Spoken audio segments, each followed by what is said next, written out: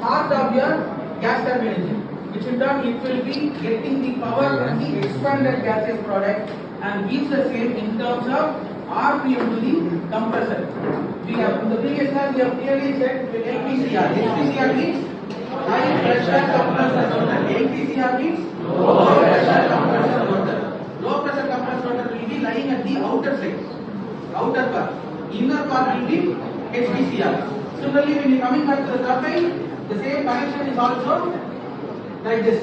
Inner part will be HPTR, high pressure turbine rotor. Outer part will be LPTR, low pressure turbine rotor.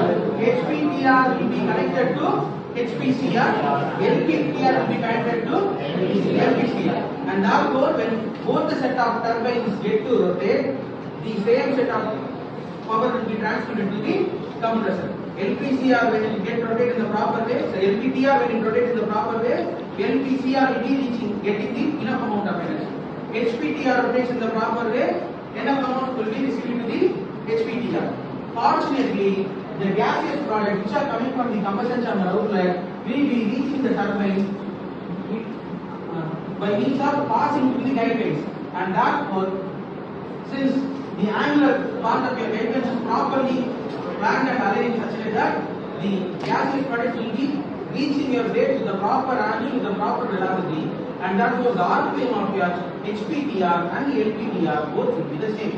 And therefore, when they are transmitting the power to the compressors, both your LPCR and HPCR also will be rotating in the same RPM, and therefore when the airflow is coming into the compressor, the compression ratio will also be universal and constant throughout your set of compressor systems like LPCR, HPCR. LPCR may have 4 sets of stator rotor.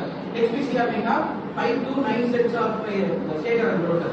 Since the RPM is the same throughout your compressor, the compression ratio will be uniform and the output will be very clear. You don't even have to worry whether at the top or bottom or stage 5, stage 7, wherever you look, the pressure will not get changed. Pressure will be constantly and uniformly improved. Stage 1, enter stage 1, the pressure ratio is 1 is to 0.5. Sorry, 0.5 is to 1. Other part when you come, it is 0.5 is to 2. Other 0.5 is to 3.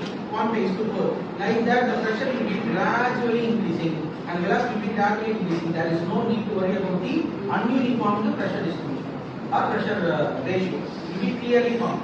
And this is why your turbine has been segregated into HPTR and LPTR to provide equal power to your HPCR and LPCR.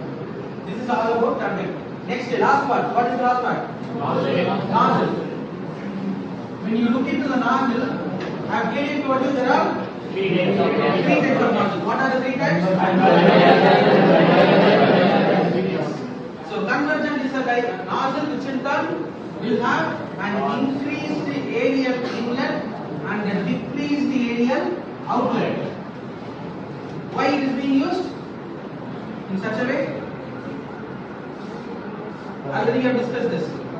At subsonic speed, your area is directly proportional to pressure.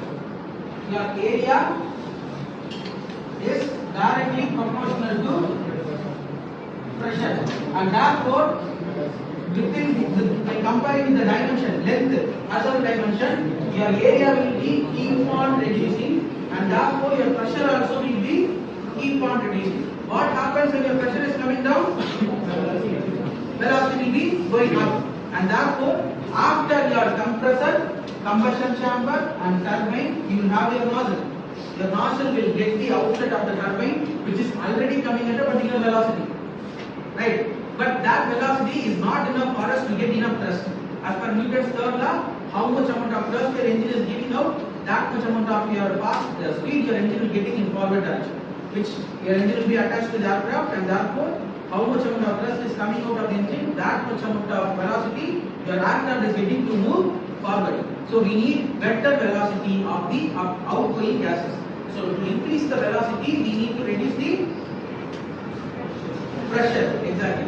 So that is why we are using this convergent type of nozzle. After your turbine, the outgoing gaseous products will reach your nozzle and then move through the nozzle Since while it is moving through, the area is keep on reducing, and therefore the pressure is keep on reducing and the velocity is keep on increasing. At the exit of the nozzle, your gaseous product will come out with higher velocity, and therefore, in turn, your engine is moving forward with the higher velocity. Right?